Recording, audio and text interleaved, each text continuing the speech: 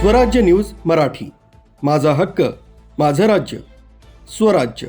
नाशिकच्या शरणपूर रोड परिसरामध्ये भर दिवसा ड्रंक अँड ड्राईव्हचा धक्कादायक प्रकार समोर आलाय। मद्यधुंद अवस्थेत मालवाहू पिकअप चालकाने 3-4 चाकी आणि काही दुचाकींना धडक दिलीय।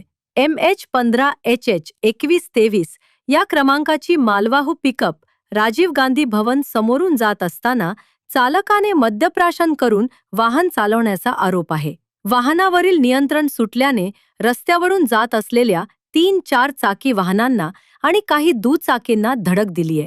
सुदैवाने या घटनेत कोणतीही जीवितहानी झाली नाही, मात्र वाहनांचे मोठ्या प्रमाणात नुकसान झाले।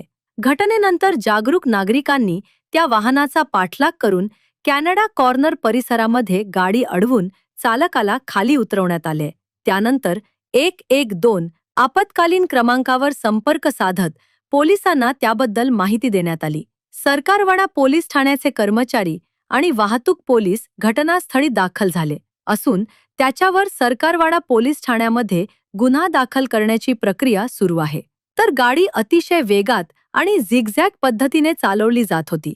अचानक समोरच्या वाहनांना धडक दिल्यानंतर आम्हाला संशय आला। आम्ही काही नागरिकांनी त्याचा पाठलाग केला आणि कॅनडा कॉर्नर येथे गाडी थांबवली। चालक मद्यधुंद अवस्थेत होता।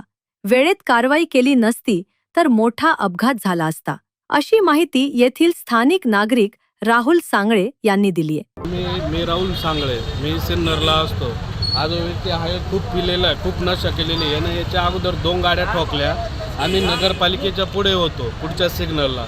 हा डायरेक्ट मागून आला, ठोकला, आरशाची काच तोडली, पुढे गेला। आम्ही त्याला पाठीमागून पकडायला गेलो तर पुढे गाड्या होत्या, 2 व्हीलर। मला हा अजून 4 जण लोटल तर आम्ही मागे थांबलो, पण पुढे आला आणि ते बोरा जे आहे त्यांच्या गाडीत ठोकला। इथं सापडला तो आणि याने जवळजवळ 5-6 गाड्या आणि 2 2 wheeler ठोकल्या।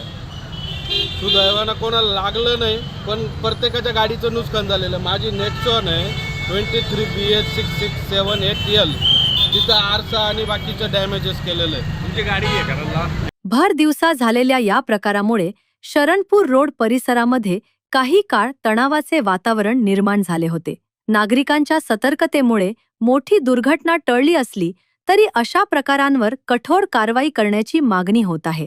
Bureau report, Swati Shelar, स्वराज्य न्यूज मराठी, नाशिक।